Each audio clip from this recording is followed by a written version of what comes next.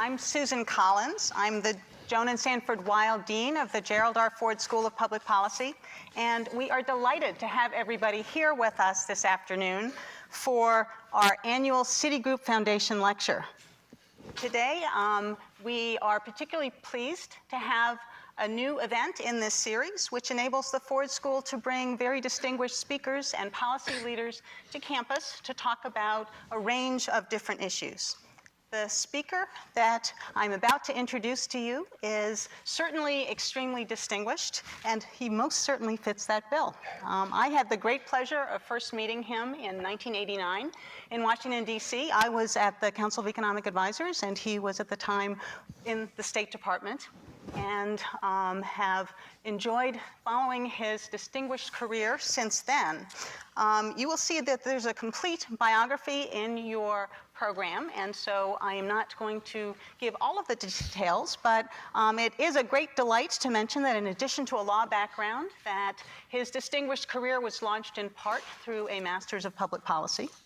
And that very varied and impressive career has included a number of very key positions in both the private sector and in public service. And that includes Vice Chair of Goldman Sachs, U.S. Trade Representative, Deputy Secretary of State in the George W. Bush administration. And I am absolutely honored and delighted to welcome Mr. Robert Zoellick. Thank you very much.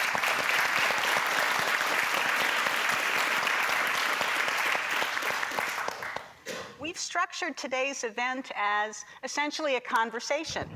And I also have with me two of my faculty colleagues, Jan Sveinar and Dean Yang. Their bios are also in the program, but let me just very briefly tell you that Jan Sveinar is a very distinguished development economist. He is an expert on issues related to the economies in Europe and the post-Soviet bloc economies. On my right, Dean Yang is also a development economist and has done really path-breaking work related to microfinance and also to remittances, which are financial flows that go between migrants and their developing country homes. My own area of expertise is in international economics, and in particular, I've specialized in understanding growth experiences in a variety of countries, including China and India. Well, I'd like to now get started for our main program, and essentially we will be asking Mr. Zoellick a range of different questions and make sure to have enough time for audience participation later on in our program. But to just kick things off, it would be very helpful if you would share with us just an overview of what this World Bank institution is and what it does. Okay, Susan. Well, if I could, let me just thank all of you for coming and joining us. I actually am a Midwesterner. I came from Illinois. And when Susan invited me to come to this event, one of the things that attracted me, in addition to having a chance to visit Ann Arbor, was the fact that I had my first job in the federal government in the Ford administration right after graduating from college, and had an opportunity to work later in my career with a number of the people that were very closely associated with President Ford, and people like James Braker and Brent Scowcroft and Vice President Cheney and Secretary Rumsfeld and others. And I'll just share with you, because some of you may have a chance to look at these or not, but a number of those figures have had some of their autobiographies come out recently. And as topical as the later chapters are for the press, sometimes the most interesting chapters I actually find are their period with the transition from the Nixon and to Ford administration. And while I only had a chance to meet President Ford in passing on a couple of occasions, actually after his presidency, I think it just, again, underscores what an extraordinary individual and public servant he was. I, of course, trace this to Midwestern values and basic roots. But so it's a nice opportunity for me, in a way, to also pay my respect for what he stood for in public policy. The World Bank. Let me give you a little bit of a sense of this because I think one of my real interests has been history. And perhaps I would have even tried to make it as a career, but I'm not sure I could figure out how to make a living at it. But I often look at issues from a historical perspective. And as some of you may know, the World Bank was created in 1944 as World War II was still raging at a conference in Bretton Woods, New Hampshire, along with the IMF, the International Monetary Fund, and a similar organization that became later the WTO. It was an international trading system. And the logic of these three was the effort as people were even concluding the Second World War to try to avoid what they perceived as the sources of economic conflict in the 20s and 30s that had led to the breakdown and led to the Great Depression and led to the rise of fascism and Nazism and led to this terrible World War. And so the IMF was really designed to try to deal with some of the tensions in currencies. It was, in a sense, the successor at that point to the gold standard, where the dollar played a role with fixed exchange rate. That went by the board in the 90s. But if you open your newspapers and see what's going on with the Eurozone today, you see the descendants of that issues. The World Bank's official name at the time was the International Bank for Reconstruction and Development. So its first loan was to France. So the real focus was to try to avoid the problems after World War I with the rebuilding and to create economic opportunity and hope, first for Europe and Japan. And the so-called developing countries at that time were actually quite few because many of them were coming out of the colonial period. So the bank started to shift to the developing world later with the movement of the Marshall Plan in with the developed world, with Europe. And then the GATT, the General Agreement on Tariffs and Trade, later became the WTO, was to keep the avoidance of protectionism and tariff barriers and foster trade. There's a little interesting codicil to that. The actual trade organization that was created out of Bretton Woods was called the International Trade Organization. And it actually failed to pass the Senate. The treaty didn't pass. And so they took the GATT as the second best and later built that as the WTO.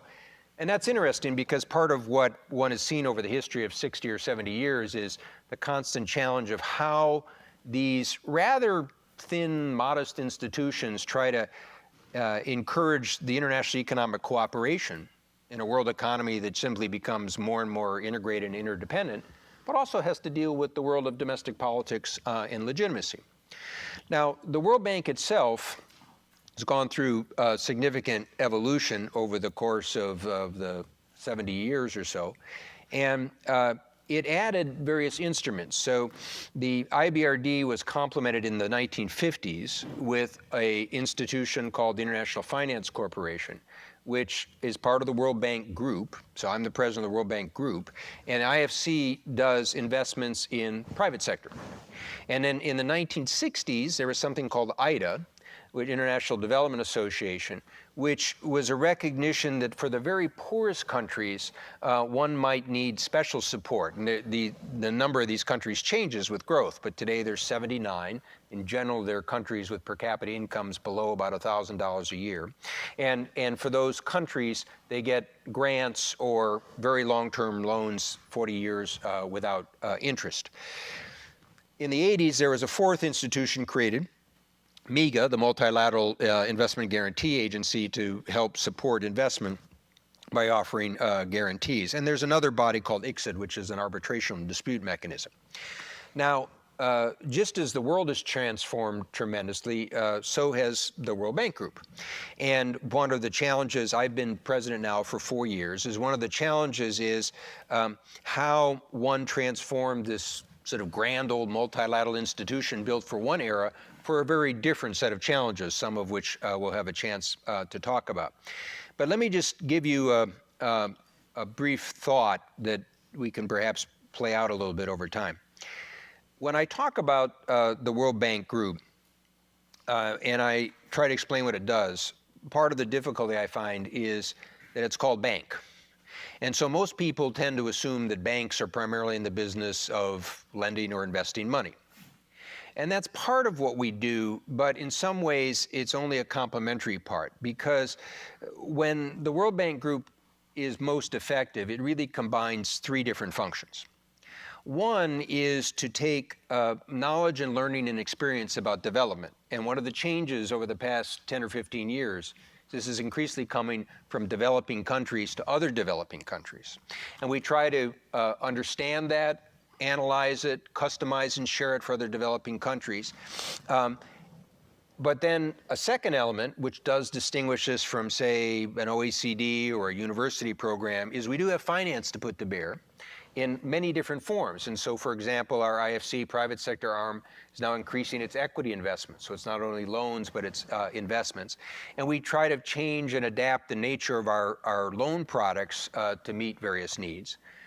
But then third, while we're not an insignificant player, so since the financial crisis began in really its heated form in the summer of 2008, we've perhaps committed almost $200 billion of finance across these agencies. But if you think about the money in the international system, that's still a drop in the bucket. So the question is, can you take this knowledge and learning, the finance, and in a sense multiply it? So what can we learn about building markets, institution, and capacity? Building microfinance markets, building local currency domestic bond markets. So in this most recent crisis, you'll see many of the developing countries didn't have the same financial problems they had in the 90s. One of the reasons were in the 90s, many of them were funded with dollars. They're investing and earning in a different currency. So if you avoid the exchange rate risk. Or the building of institutions, often for countries that are coming out of strife, Liberia, Afghanistan, Haiti. So institutions, capacity, and markets, so that our investments actually have a broader effect than the individual project. We, like any institution, have to continually to push to modernize ourselves. The World Bank has 187 shareholders, so 187 countries that are shareholders. The United States has the largest percentage shares, 15% of those shares. We have offices in about 160 countries. We have people from about 170, 80 countries on our staff. And so part of our challenge also is with our staffing, with the decentralization of our operations, with dealing with new issues that cross borders. It may be climate change, it may be trade issues, maybe biodiversity issues. And increasingly, and this is where I'll stop with this, is that what I think will be one of the biggest transforming aspects of our institution, but frankly the whole world economy, is that in a relatively short space of time, at least in historical terms, the developing world itself is now a motor and engine of growth. So I've spoken about multiple poles of growth in the system. If you want to understand the world economy today, it's not just a question of Europe, the US, and Japan. About 50% of global growth comes from developing countries. So if you're an American business, you are looking to these because these are often the growth opportunities. If you're an American farmer, and you want to know about the future prospects for soybean, corn, wheat, others, you have to know what's happening in those markets. And of course, we're in Michigan, the whole challenge of manufacturing and its adjustment. So this is this process that many of you would have seen, starting over the course of 20 or 30 years, is now moving with real rapidity. And some of the economic challenges we have today at the bank are how do we bring in some of these middle-income countries and continue to serve them at the same time that we have them contribute to the institution, both in knowledge and finance, and at the same time try to make sure that those at the bottom, many of which are some of the sub-Saharan African countries or fragile countries, also have a chance to climb the ladder. Well, that was a very helpful providing the historical perspective. I wonder if I could push you a little further in terms of where you think this evolution may be perhaps a decade from now. I mean, you talked a lot about the history, the change in the balance. The historical role has primarily been a relationship with governments, and I wonder whether you see some change in that balance as this evolution continues. Well, let me start with a couple of sort of basic concepts or approaches and then expand it. one of the things that I've tried to do in the bank as a chief executive is to get people to focus on their clients.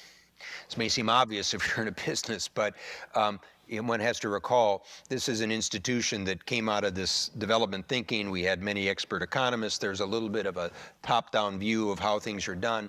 And as we were talking in a lunch session with some of the students, I think people have learned the hard way about pragmatic experience about what works and what doesn't, and customize it for different contexts.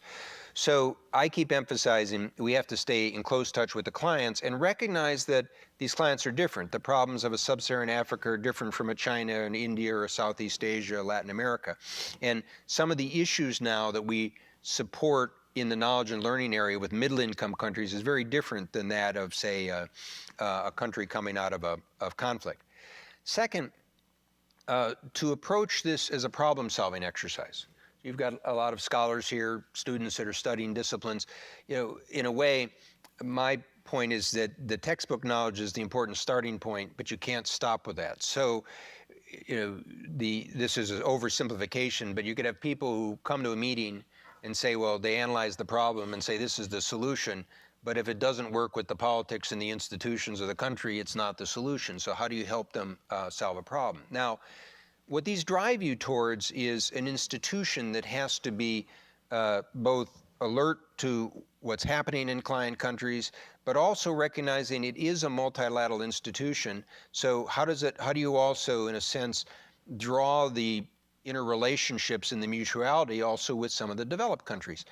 And there are different things that one can try to do in this. So for example, in the climate change, we helped create a series of climate investment funds that not only help developing countries deal with mitigation and adaptation, but they also draw developing countries into the process of working on climate change. It breaks down some of the barriers. It shows some of the interests. I mean, much of economics or business is the mutuality of interests.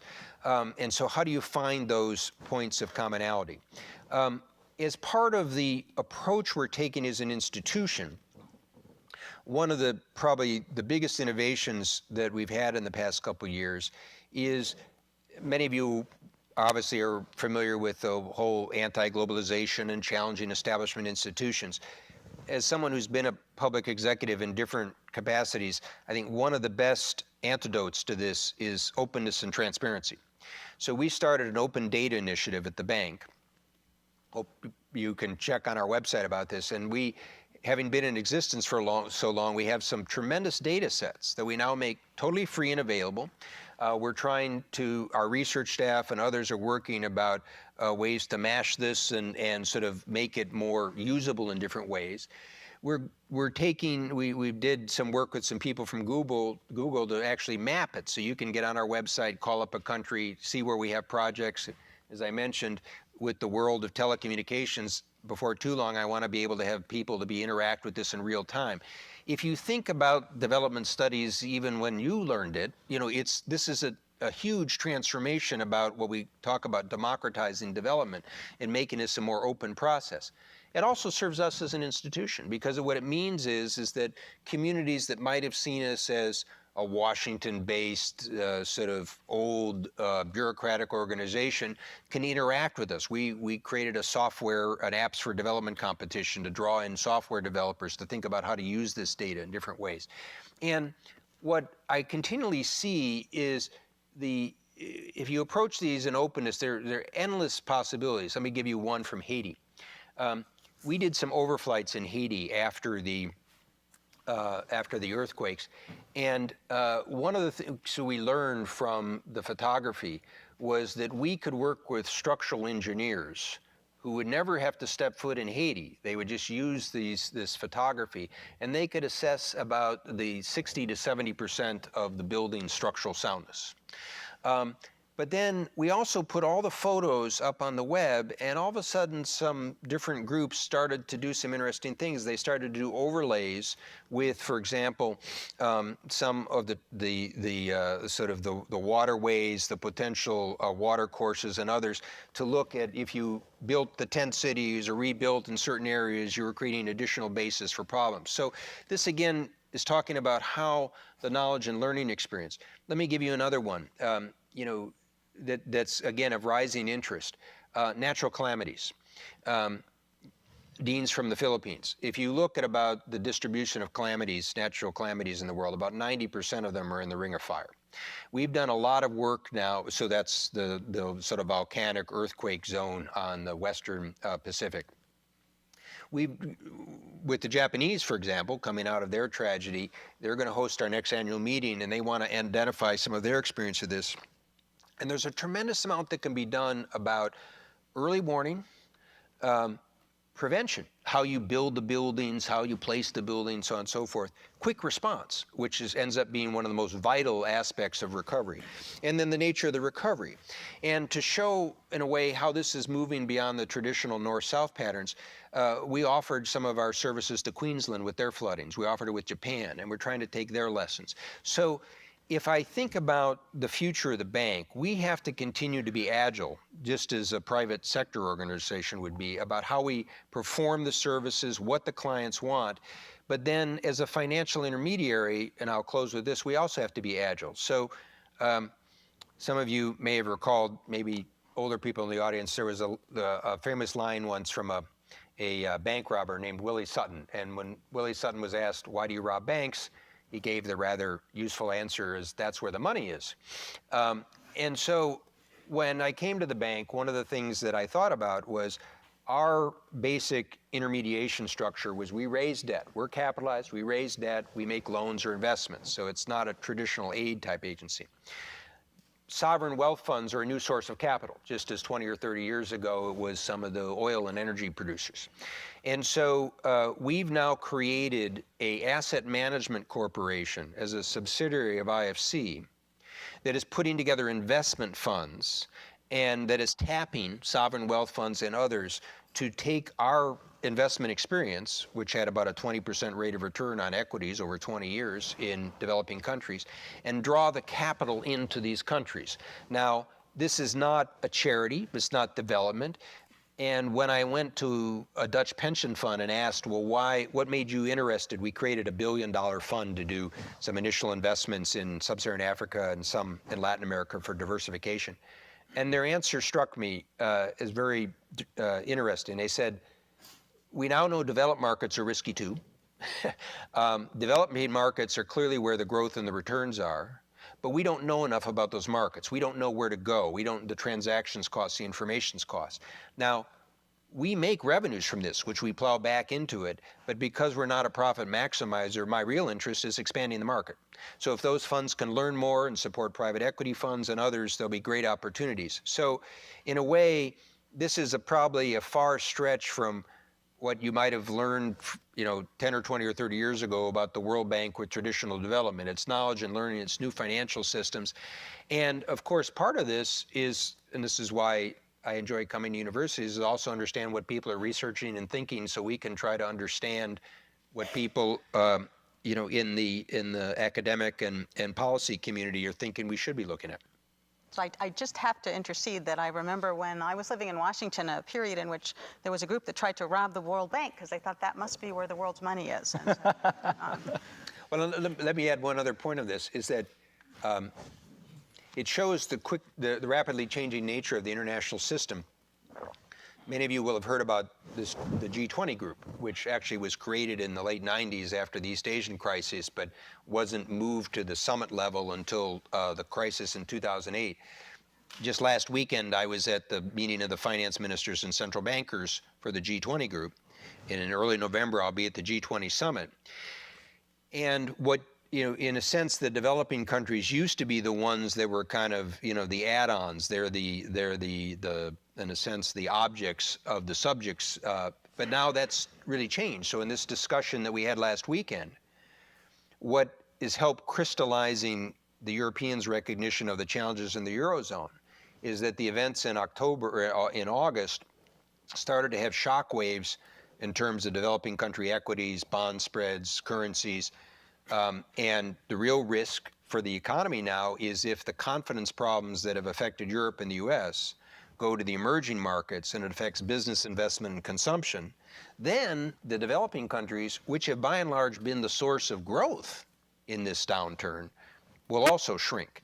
And so it gives you a sense for international organizations, but also the integration of the economy, how the world of developed and developing has changed. Is to give you one other sort of headline notion of this, I gave a speech a few years ago where I said we should no longer use the term third world. First off, we were in government at the time of 89-90, the second world went away, so at least they should move up one. But the reality is, it's a term that reflects a different mindset, a different concept about developing countries. And frankly, one of the most encouraging things I found was the response I got from developing countries. They didn't want to be categorized as the subsidiary, the remainder. They recognize that while they also have issues of income and development, that they wanted to, in a sense, have the respect and dignity that everybody wants. So I'd like to jump in, if I may, about ask you to expand on some of the themes that you and some of the points that you touched on related to the World Bank's financing arm. I appreciate the distinction you made between the financing activities and the knowledge generation and knowledge dissemination activities, the latter of which I've been very fortunate to be involved in with some World Bank collaborators as well, as we discussed earlier. But on the financing side of things, one of the important contextual features of the world economy is that, as you said, World Bank financing is just a drop in the bucket. The number one type of international financial flow going to developing countries is foreign direct investment. The number two type of flow is migrant remittances, which is a major and increasingly recognized important flow. Official development assistance or foreign aid only comes a distant number three. So if you put migrant remittances and foreign aid and foreign direct investment together, there are several multiples of official development assistance on a global scale. So in this, you started to touch on some of the points related to what role international institutions like the World Bank can play in a global economy where the vast majority of financial flows going to the developing world are private. And I'd be curious, I'd love to hear more about how you think World Bank financing and the financing of other types of international financial institutions can multiply the impact and the scope of private financial flows and other development impacts of private activity. It's a very good question, and it's a very rich area. And just to give you a little flavor of this, I try to give a major speech before our spring and our annual meeting in the autumn. This year, the speech I gave was called Beyond Aid. It's not saying we're there yet, but it's looking towards these issues. And let's give a few examples. Some of you will remember a big debate 10 years ago about the digital divide and how governments had to provide sort of benefits to people who didn't have access to the digital world. We, along with others, work with sub-Saharan Africa, and simply through policy and regulatory changes in the telecommunications sector, created an environment where $77 billion has flowed into the telecommunications and mobile phone industry in sub-Saharan Africa. And the number of people who have access from mobile phones has moved from about 10 million to 400 million in a relatively sparse space of time. These are policy changes. Mm-hmm. Now, we can play a role, again, sometimes in financing to build the capacity and help people make these changes. You've done a lot of work in remittances. As we discussed a little bit, some of the policy lessons about how people can reduce the cost of remittances, how to create these in savings vehicles. But let me give you one that I didn't have a chance to mention. We're working a lot with Australia and New Zealand on some of the Pacific Island states, which have unique problems. When I was in Australia in August, I was able to sign a financing arrangement with Tonga, where we have helped provide the financing for fiber optic cable connectivity, which is critical for their telecommunications, which is critical for remittances, mm-hmm. which is critical for the fact that people in Tonga may find jobs in New Zealand and Australia but want to have contacts with their families. Mm-hmm. So it's a more complex notion of immigration and movement of people, yep. Mm-hmm. with areas. And And more generally, if one thinks about the nature of a country's problem, in some cases, like Liberia, coming out of a conflict, you might need basic infrastructure and utilities and others, and maybe the private sector is not going to invest in electricity in Liberia. Maybe if you do risk sharing, you can help create the basis for that. And then where we also try to combine our projects is to expand the borders and knowledge about some of these learnings, or alert people. So let's take another one. The agriculture. Agriculture prices tended to trend downwards over the course of decades. The world learned a few years ago that process has probably stopped, and there's some reasons for secular demand in emerging markets as people have more income. But one of the things that we try to do is, how can we take a problem and transform it into an opportunity? So in the Midwest, prices go up, you get a pretty good supply response. Agriculture, as our research showed, can be one of the best anti-poverty programs. Not surprisingly, it's in rural areas. You get about 3 times the effect on income generation for poor people. But in many parts of sub-Saharan Africa, you have to invest all across the value chain. You have to understand the property rights, the seeds, the fertilizers. About 50% of the product is lost on the way to market.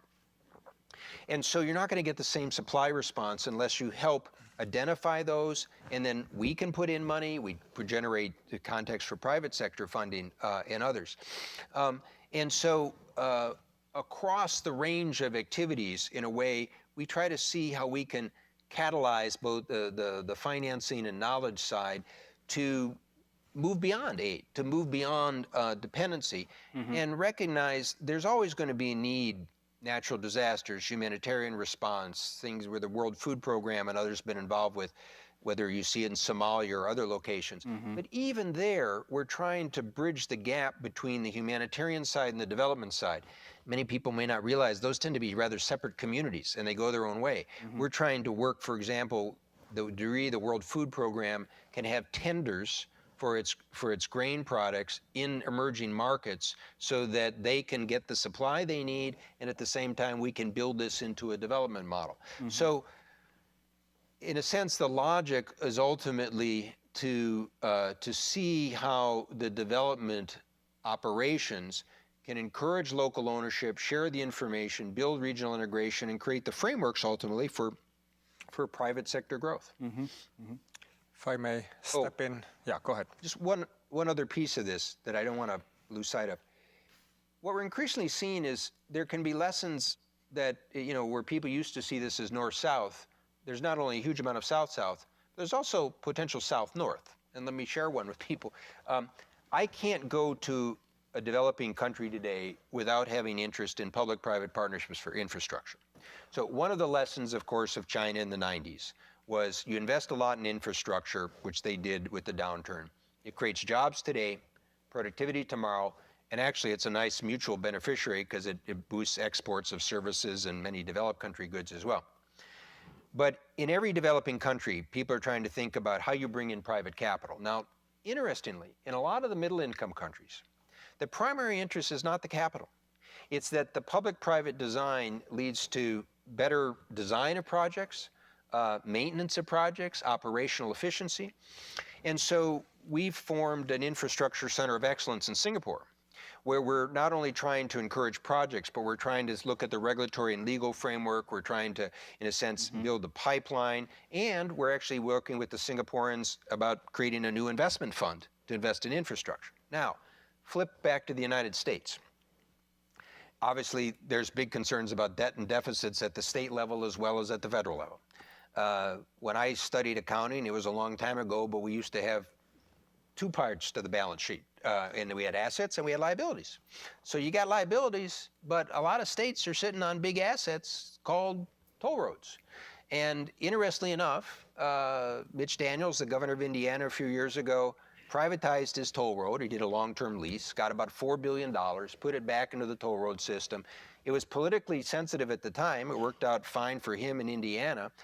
But they also learned some interesting things. So, for example, they learned in one part of the toll road that the 15 cents that they were collecting at each toll booth didn't pay for the workers that were collecting the tolls, so they moved to smart cards and other things. Now, look at in the state of Pennsylvania. So I won't focus on Michigan, but the state of Pennsylvania not long ago, the legislature wouldn't go along with a toll road monetization.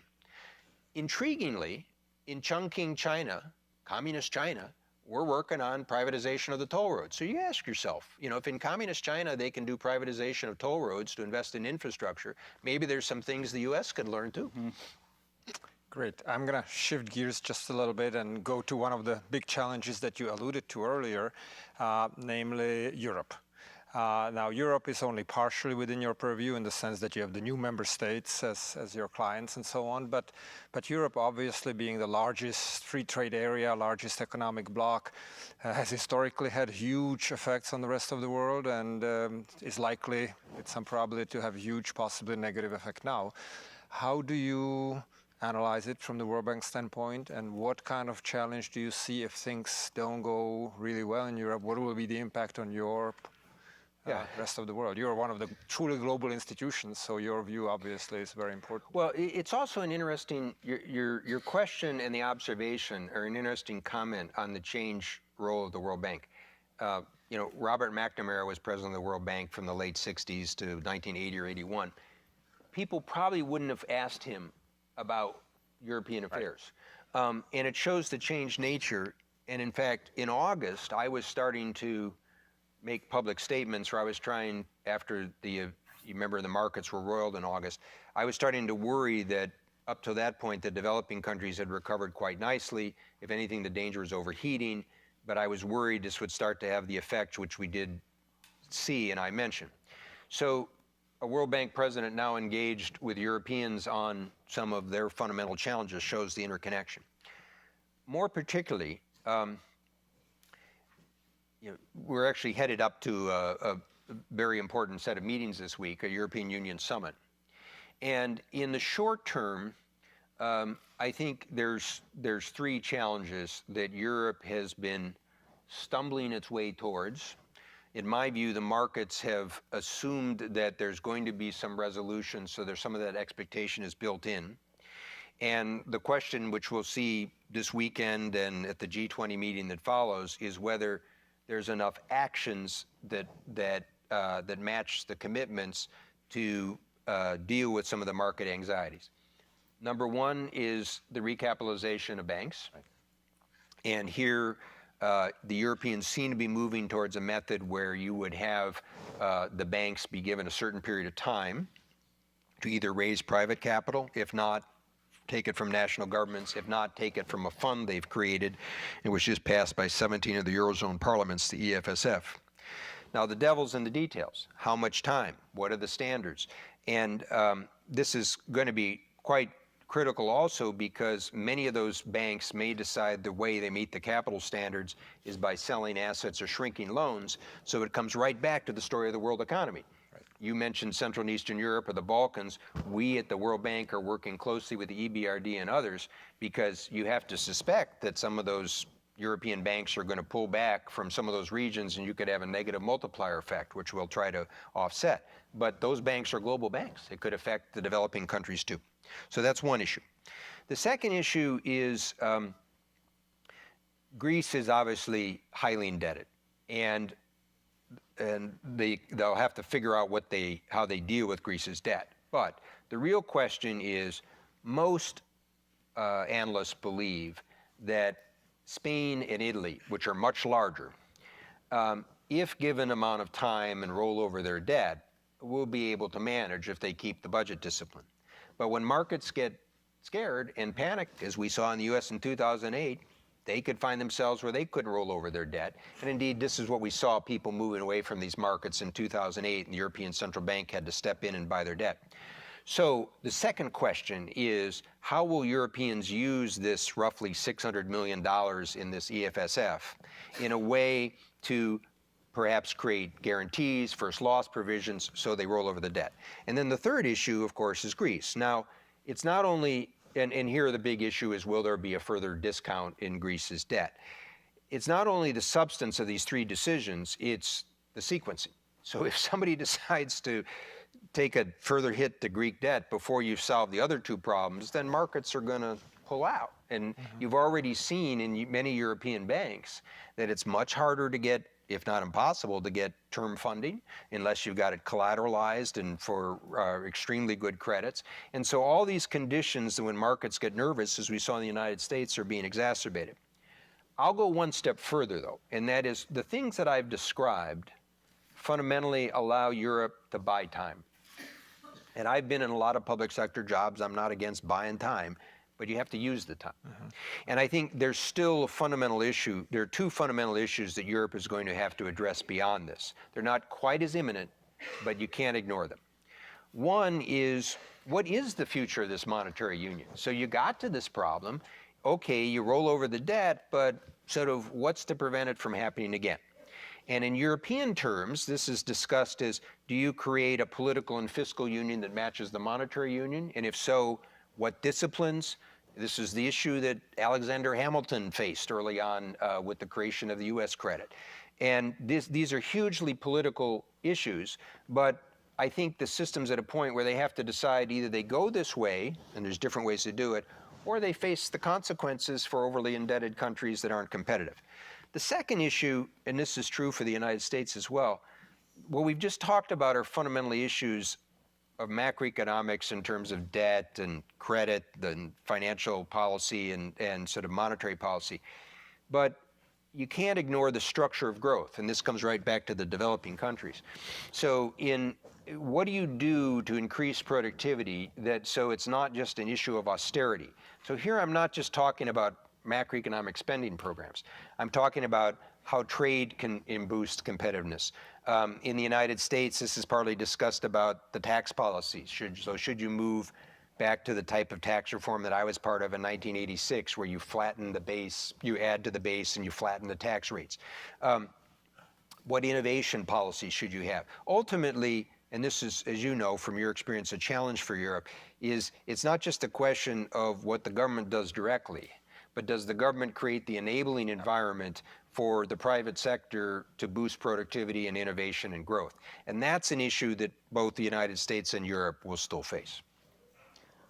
Well, we have a lot of issues that are on the table, from the evolution and financing roles and the public partnerships that the World Bank is engaged in, issues related to the financial crisis and how it goes forward. At this stage, I would like to open things up for questions from the floor. I want to ask you a question. You recently been criticized by economists for calling for a gold standard or some kind of form of gold standard. Why did you say that, and why do you believe you were criticized so heavily? Okay. I didn't call for a gold standard, but let me tell you what I did call for, and I'll explain some of the bases of the criticism, but also the support. This was an opinion piece I wrote in the Financial Times earlier in the year. And part of this goes back to what I was discussing with the IMF and the things that happened after 1945. We're in a process of transition in the international monetary system, too. So you used to have a gold standard. Then you had the dollar in effect as gold, and other currencies were pegged to it. Since the early 70s, you've had, for developed countries, a flexible exchange rate system. And some of this debate focuses around the US dollar as a reserve currency. My own belief is the US dollar will remain the predominant reserve currency, but you're likely to see, as China opens up its capital account, that the Chinese renminbi may play a role along with the yen and the pound and the euro. So you're moving to a world of multiple multiple reserve currencies. And I was suggesting a series of steps that actually should be taken to make the flexible exchange rate currency system work better, starting with the G7, the developed countries, the idea that they shouldn't be intervening unless they all agree that special circumstances permit. This is, for example, what Japan did once. Second, you have a group of countries such as Brazil, which you may have been reading about in the paper, that have independent monetary policies, have had flexible exchange rates, but the exchange rate appreciated, then it came back down. This raises questions about how you can use policies that may sort of regulate or deal with capital moving in and out, and kind of whether there are best practices to be learned about this. Third, I was trying to emphasize that I think the system would be better off if China moves more quickly to an open capital account. And there's something that was created at the IMF called a special drawing right, which is really just a form of combined currencies that allow a country to borrow special drawing right. China is not a member of the SDR because it's not a freely exchanged currency. And so the suggestion was, could you create incentives for China to move more quickly by saying, if you meet these criteria, you would be part of the SDR. It's a similar approach that we used with China when it came into the World Trade Organization. Now, and then I suggested the IMF would play a role as as kind of a half referee. In other words, not be able to impose a penalty, but be able to point out in this system when somebody was, in effect, abusing it to try to bring some pressure to bear.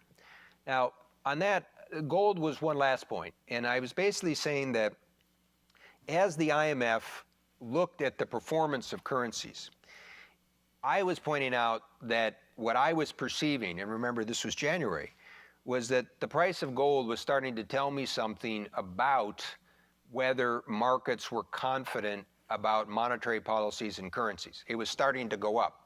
So frankly, if you'd read my article and invested in gold, you'd be a wealthy man today, because I was suggesting that this was showing uncertainty. Now, that's different than a gold standard that was fixed. It was saying that gold, like other commodities, sometimes are an indicator of something. Now, one reason that it created the tension, this is a lesson of communications, is the Financial Times decided it wanted to make a front page story by saying it was a gold standard, which it wasn't. It was great for them and for me because it started this debate. But the other is a deeper point, and that is the system that I described is basically in the hands of central bankers. Central bankers want to be seen as the master monetary magicians of a modern era. And in a sense, when I was pointing to gold, I was saying that the markets were raising some questions about their performance. And not surprisingly, the traditional central bankers didn't like anybody raising questions about their performance. So I'm glad you asked the question, because what it kind of integrates is a little bit how the system changes, how in this international interdependent economy you need to have some norms, but it's not necessarily going to be rules like within a country. How do you encourage cooperative behavior, but how do you also use institutions like the IMF and the World Bank to kind of help prod this, and how do you use markets to read signals?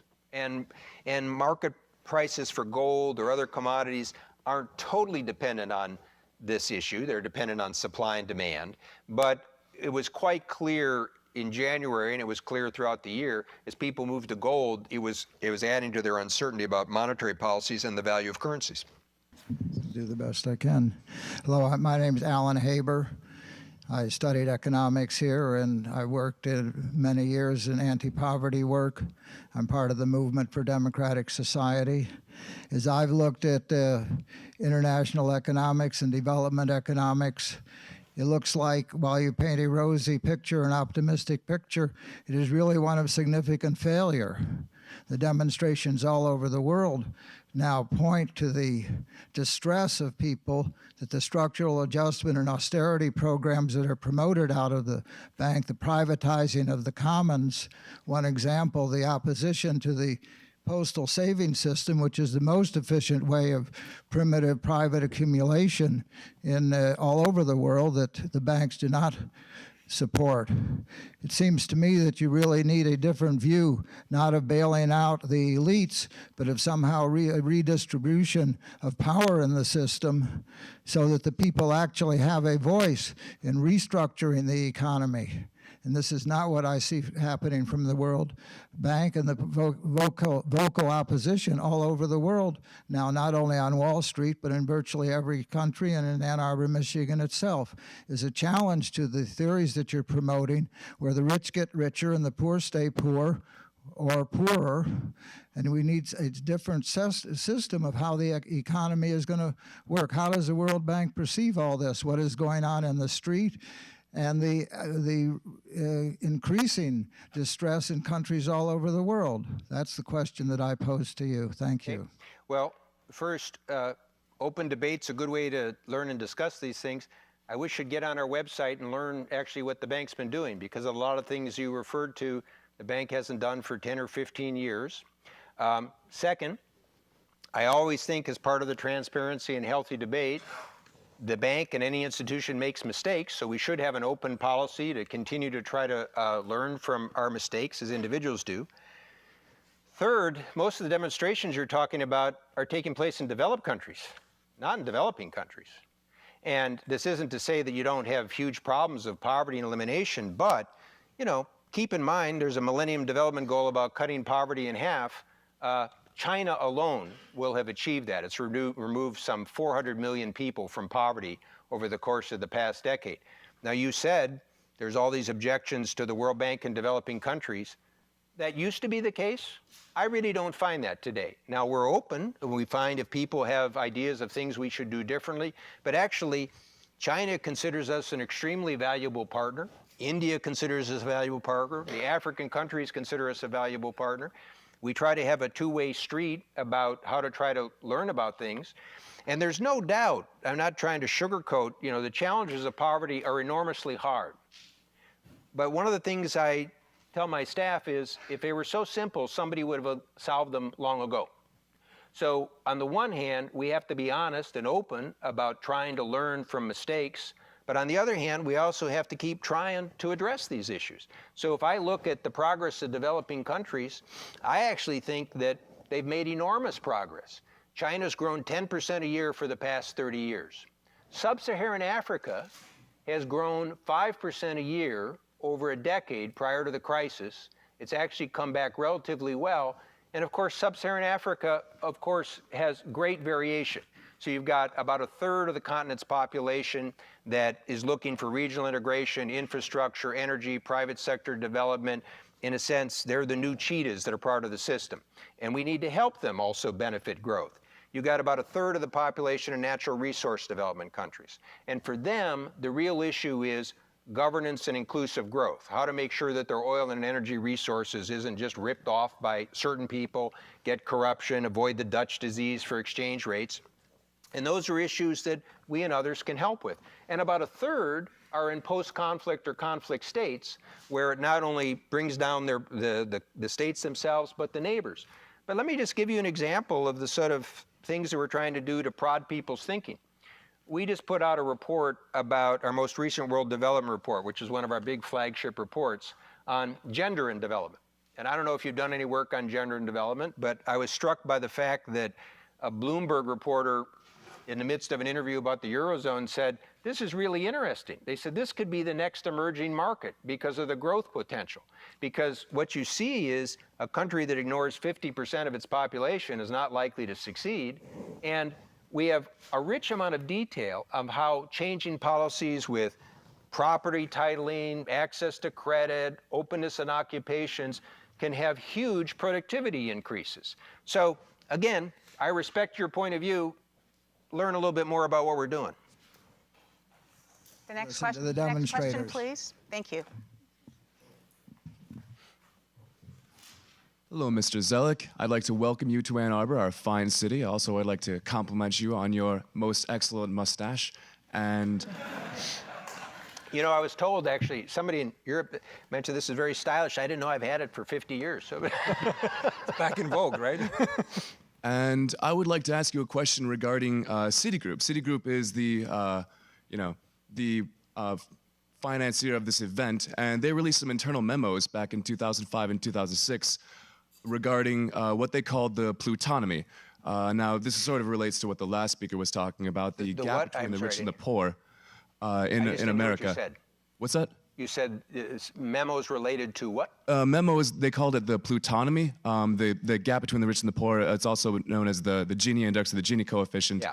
And they predicted that this would continue to rise in America, Japan, and Canada, and that it was creating structural problems. And their recommendation was to invest in companies that service the richest Americans. And also they predicted a populist backlash against this sort of wealth inequality, as it were, based on if the American economy went into a recession. And I'm wondering how you feel about the Gini index in America and that it's increasing. Well, I obviously don't know about Citicorp and its memos. It struck me Citicorp had a series of its own problems, more basic, as it tried to recover. But your point, I think, is a powerful one, and let me address it this way. we have tried to stress at the bank the importance of inclusive and sustainable development. And the inclusive is important economically as well as politically. So I think, again, one of the lessons that people learn is there is a benefit. For example, in China, you've had a worse distribution, but you still had rapid growth, and so people by and large feel there's a benefit as they all increase. But in China as well, a lot of the work that we're doing is how do you make sure with education policies, rural and urban and others, you broaden the benefits of growth. But let me give you an example from another group I spoke to earlier this week, Latin America. Latin America is a region that, of course, was characterized by very sharp maldistribution. And yet, over the past 10 years, there have been some real benefits in Latin America. About 60 million people have been removed from poverty. They've learned a lot of lessons about better macroeconomic financial management, better actually than the developed world has. And so they were actually had a form of silent revolution in that part of their macroeconomic management that helped them deal with this downturn. They've clearly also benefited from the linkage to China with selling agriculture and some commodity prices. But when I was asked what's next, my focus was the development of a middle class. Because if you really want to think about sustainable growth in Latin America, the real target, and there's a number of private sector parties, would be that middle class. Now when I talk about this, it has different dimensions. One, it's the competitiveness. In other words, what do you need to do in terms of skill development? What do you need to do in terms of productivity? What do you need to do in education so that people can earn the money to be part of the middle class? But there's another part of it, which is what do you need to do with some of the basic health and social conditions? So I was saying actually at this seminar we had before, one of the lessons of the 1990s financial crisis, hard learned as it was that the macroeconomic stability wasn't enough. You could lose a generation, literally lose a generation, if you don't get proper nutrition, particularly for children between -9 months and 18 months. It's the most formative period. So what does that mean in terms of policies? We were talking about targeted safety net programs, not ones that bust the budget, but actually drawing on some of the lessons that Mexico did with Oportunidades or Brazil did with Bolsa Familia. We've now expanded these to some 40 different countries. So for about 0.5% of GDP, you have a transfer program that focuses on the poorest, on the conditions they send the children to school, and they get health checkups. These came from developing countries.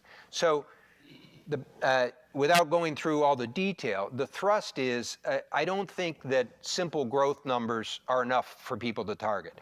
The inclusive and the sustainability means resources, environment, but also means systemically.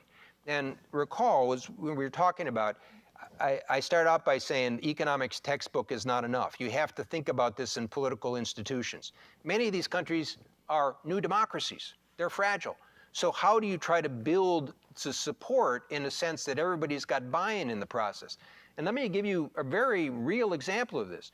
You know, we've all been stunned by what happened across North Africa and the Middle East. The final chapters of that story haven't yet been written, but we're working with those countries not only on their growth. Egypt had relatively good growth, but growth in a way that allows other people to feel they have the breadth of opportunity. Now, where there will be political and policy debates till the end of time is what's your balance in terms of some of the equality of result versus equality of opportunity.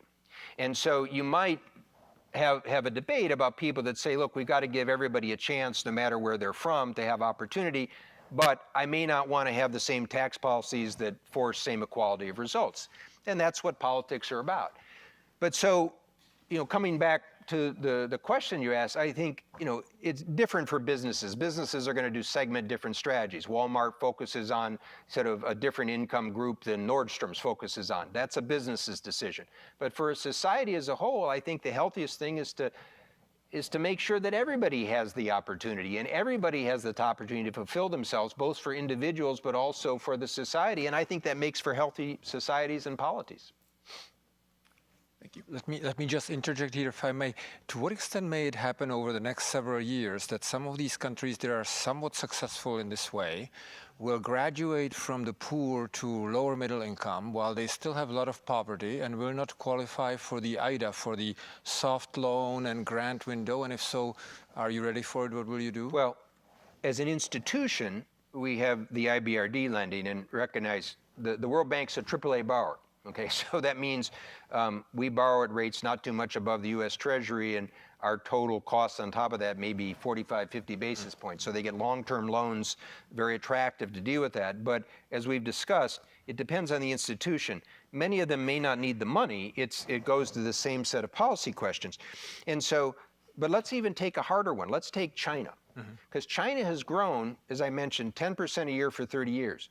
But what's intriguing is the Chinese are now recognizing that the growth model they used over the past 30 years is not likely to continue to be stable for the future. They've relied very heavily on exports and domestic investments, so consumption is a much smaller share of GDP.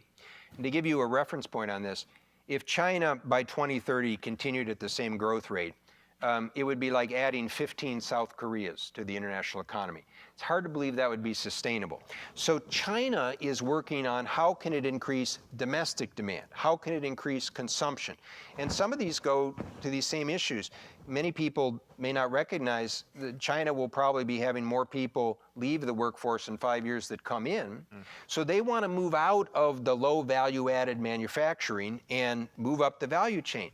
Now, coming back to some of these other questions, this actually presents opportunities. So I don't want to suggest this is an easy jump, but we're working with China and Africa to see whether you could create some of the enterprise and industrial and manufacturing zones in Africa. What does it take? Energy, transport, logistics, so that some of those manufacturing enterprises could move to sub-Saharan Africa. And just to give you a sense of how these interrelate, we estimate roughly there's some 85 million low-wage manufacturing jobs in China. In all of Africa, north and south, there's about 8 to 10 million. So even if you could just move 5 million of those jobs, you would be able to have 50% increase and in a sense take what has been the story of East Asia's success, starting with Japan and Korea and Taiwan and Southeast Asia, then China, and create an opportunity for Africa to move that ladder. Now, maybe it requires more the agricultural development first and create the higher incomes. But part of this, and to answer the people's question is, look, I'm totally open. This is a field where people have to learn as you go. But I guess part of this is let's try to understand what has worked. There have been some interesting things that have worked out there, and increasingly, it's things from the developing world that can be transferred to others in the developing world. And frankly, what I'm most worried about now is actually the problems in the developed world that will drag down the developed world as well as the developing world. Yes. Hi, my name is Chris Mays. I'm a sophomore economics, and I'm actually interested in what you are involved in, which is the World Bank. So I'm really honored to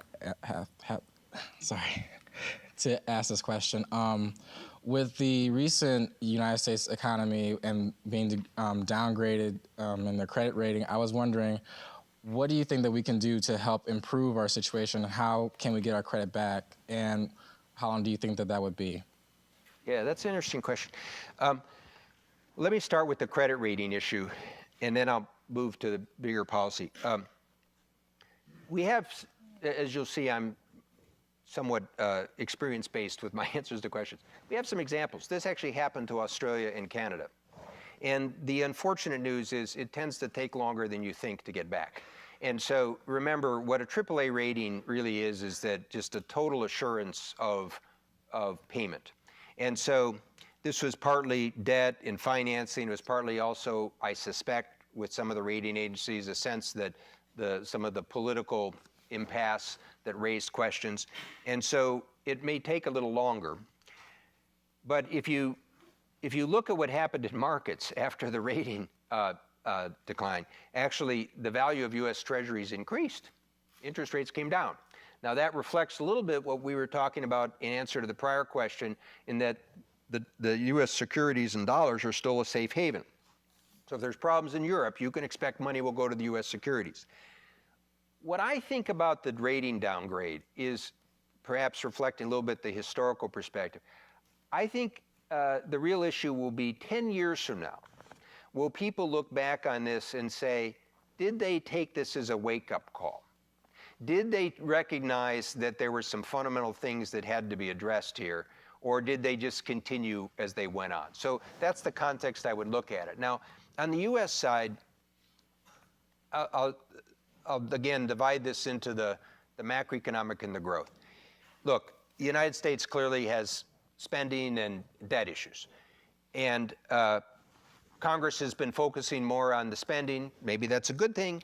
So far, they've been focusing on what people call the discretionary spending, the sort of the annual amounts. And the reality is that's not where the real money is. That's not where Willie Sutton's going to be over time, okay? So the real issue is how do you slow the rate of growth for Social Security and Medicare? Now, my own view, just having dealt with this for a while, is, again, remember, I didn't say cut. I said slow the rate of growth. The good news is you could slow the rate of growth and deal with this issue. And I frankly suggested to both parties they look at Social Security because it's an issue, it's not as big as Medicare, but it would send a very powerful signal to other governments, the U.S. public, markets, that the U.S. government can function. And the reality is, you know, if you say to people you're going to have cuts, you're going to turn off right away. In reality, what you could say to people is you can keep the Social Security you have today plus the cost of living increase. It probably would make sense to increase the retirement age gradually over time, which reflects longevity. Now, that, you know, is that a cut or is that an assurance of a cost of living increase? The difference is Social Security right now is indexed to wages, and the wage index rises faster than the cost of living index. So the good news is you could actually deal with this problem in a reasonable way if you start now. But if you keep waiting, it's like Europe. You're going to get a point where the costs are bigger. So whether it's this idea or something, the government's going to have to deal with the rate of increase of entitlements. Or frankly, it's going to eat up everything else in the budget. The second thing, I talked about tax reform. And again, what I'm sharing with you a little bit is the experience I've had of both policy, but also political and institutions. What I'm seeing out there across different constituencies and different political interests is sort of an interest, a little bit like you had in the early 80s, about saying, look, we don't like all these tax preferences. Let's broaden the base and lower rates. And frankly, I think that would be good for growth in the United States. It would help investors and business people. But I also realize, having kind of been through this once before, it's easier to say than to do. But I believe that would be another important action. A third one would be trade. Look, I'm a big believer in open markets and trade. Fortunately, the Congress just passed these 3 free trade agreements, but there isn't a pipeline. People haven't really been developing this issue. Trade, remember, the United States is 4% of the world's population. If you want to grow, you got to look and take advantage of some of these other markets. And trade is a wonderful way where everybody reduces their barriers, and frankly, it forces people to become more competitive, and that means more productive. So those would be 3 areas to start on. But look, you know, this will be worked out in the political system. It's not my decision. But the core question is the one really I'm glad you're asking, which is, coming back to the ratings business, the U.S. really is going to have to face up to this question. And I'll just share one other aspect of this. I work internationally, as I have for some 25 years. So I spend time in the U.S., but I spend a lot of time abroad. And I cover all regions, developing, Europe, Asia, and others. And I can't emphasize enough that there's still a feeling out there that the United States is a special place. It's the wealthiest country. It's an innovative place. It's tended to reinvent itself. But because of these financial crises and because of the problems and some of the political impasse, starting to get a feeling that I haven't gotten in the past of, well, will the U.S. get its act together? And all I can tell you is that's not only important for the U.S., but it's important for the rest of the world. Jan's from the Czech Republic. I dealt with the end of the Cold War. You know, frankly, the U.S. did some very important things with German unification at the end of the Cold War. The U.S. can't do this alone, but if the U.S. sidelines itself, it's going to be a much nastier world. Thank you, sir. And this is probably our last question. Okay. Well, thank you for coming, and you've given so many eloquent, articulate answers. I got to keep replaying my question. But my background is, my name is Amar Iqbal, Michigan grad with econ, and then a fellow Kennedy School grad with a master's in public policy. Briefly was at the World Bank IDA division on 1818 H Street, but spent 14 of the last 18 years abroad with the IFC, working on infrastructure projects in places like Equatorial Guinea, Kenya, Indonesia, and Bangladesh. Well, thank you for your service. Excuse me? Oh, thank you. Thank you. And thank you for the opportunities. But I want to reflect on Bangladesh.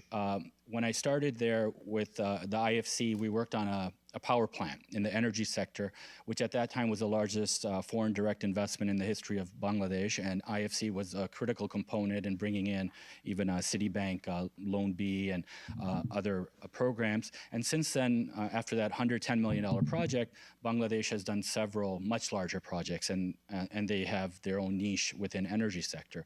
And of course, at the same time, we know about Bangladesh's microfinance, especially through Grameen and other institutions that have been supported by soft institutions such as the World Bank. But what I feel when I go to these places like Vietnam, Thailand, places in Africa, what's missing is that institutionalized entrepreneurism, especially for the middle class. I mean, there's a lot of red carpet treatment for large projects. There's a lot of special emphasis, especially with women in poverty on the microfinance. So what my question would be, I mean, again, you were very articulate about the challenge, but my ground view is that if we could make it more sustainable if we had these, again, middle class type of entrepreneur drive who aren't pulling favors and can really drive those economies. And what could the World Bank Group do? IFC asset management, but to further that. Yeah, very good. And it goes to a core question, and there are many dimensions, but I'm just going to emphasize two because I think there'll be a broader interest. We talked about microfinance, and many people know about the. It was one of the best things. Scale credit to 2/3 to 3/4 of the small producers. In a sense, what your question goes to is something that we're trying to work on, which is what's the level above? So what's above microfinance in terms of sort of micro, small, and medium-sized enterprises? What are the impediments to getting that forward? And yet, one aspect is fine. Pressure vessel did not fail. We are trying. And subsequent analysis indicates to partly help with financial institutions in the country on the same logic that it's not just what we do, but can you build the structures? And how do you support people who learn how to lend? These are small projects, just like microfinance, but they're a different set of projects. Because it's easy in many countries for these banks to simply buy the government bonds. So how do you try to support that activity? A second, we're probably one of the biggest investors in private equity funds, small-scale funds, at least in sub-Saharan Africa, maybe globally. I think we invest in about 170 of them around the world. And we're trying to, and again, sponsor these so that they can support the development of private sector entrepreneurs. And then, as you probably know, beyond the financial sector, we try to look for areas where, again, we're kind of at a wholesale level, but how can we connect other activities? So you mentioned the big players. You may know we have a linkages program. So we're trying board visit. Investor or foreign direct investor, how you connect them with small business development. So I remember in Mozambique visiting a major power plant operation, and we tried to support that with their suppliers and others that they would draw on some of the local customer base. But there's a second dimension that is critically important, which you alluded to, which is that it goes to the rule of law, the governance, the anti-corruption, the transparency.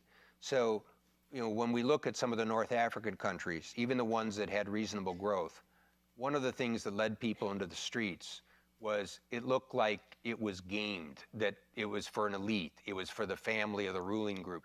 Everybody, it wasn't an open chance. So part of the challenge is to try to work with countries and persuade them that this is in their own interest, have their own capability. But as you know, that sometimes runs against vested interest. It's one reason, again, why these pieces interconnect. One of the reasons why open trade is useful is that people always emphasize the exports. The imports sometimes challenge the oligopolies and the oligarchies that are connected to the fancy families, okay? So I think part of this is also then trying to prod these countries, and whether we partly do this through our own action with our own projects, more. How can we help them develop institutions with Freedom of Information Acts, open and transparency? We created an International Corruption Hunters Network to try to support people doing the prosecutions. We've got investigations. We're trying to, I think we need to do more in this area, but we're trying to help build legal and judiciary systems so as to create the enabling environment for those opportunities. And again, I'll come back to a point that I've mentioned and answered a couple of the other questions. What I've seen in my own policymaking experience and what I've seen in the developing world is one of the most powerful things is what works elsewhere. And so again, you can come up with the papers and the analyses and show people things, but when they see the demonstration effect, I think this is one of the reasons why East Asia had the growth. I mean, people, Vietnam is a later comer, but they could see what happened along the way, and they could see the process and kind of try to imitate it. And so I think that, again, the good news is you're actually seeing a lot of success out there. It's frustrating when you see the amount of people that are still enmeshed in poverty and the people who don't have an opportunity, but we just need to keep multiplying those that see the opportunity and kind of press whatever the political system is to allow people to have it. The one last aspect that I'll come back to, though, is I've talked about the private sector and the business side. I don't want to ever underestimate the fundamentals in the human development side, the nutrition, the education, the basic safety nets when things go down. If we have a program in Africa now, it's called Lighting Africa. It's using off-grid sort of lighting systems, so that even though only 30% of the people in sub-Saharan Africa have electricity, that in a sense it's driving down the cost for people to be able to have lighting so that kids can study. So you got to keep, if we're going to try to increase opportunity and productivity, you also have to help with the nutrition, the education, and the one other piece that we're encountering in all societies, developed and developing, is this critical nexus among education, skills, and jobs. I mean, this is an issue for Michigan too. How to fit that more effectively depending on the level of development. Well, thank you very much. We have come to the end of our time. We very much appreciate your thoughtful perspective on such a wide range of things, and it has been a pleasure to host you here at the Ford School and the University of Michigan. I'd also like to thank my colleagues, Jan Sveinar and Dean Yang. And before we close the formal part of this session, I did want to make sure that our audience knows that we have an informal reception just outside of the auditorium, and we hope you will stay and continue the conversation informally in that venue. And can I make one other point? Yes, please. I want to thank all of you for coming for another reason, and that is, I very much appreciate your interest in America's engagement internationally, whether it be development or trade or business. As I said, I grew up in the Midwest. It was a very different era.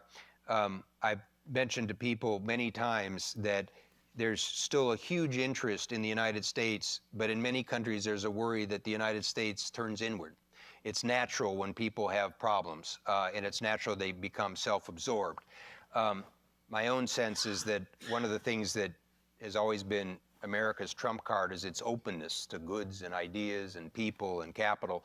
I often tell people abroad, as you know, sometimes I think unfairly people associate Midwest with isolationism and other things like that, that there's much more interest in this than sometimes people expect.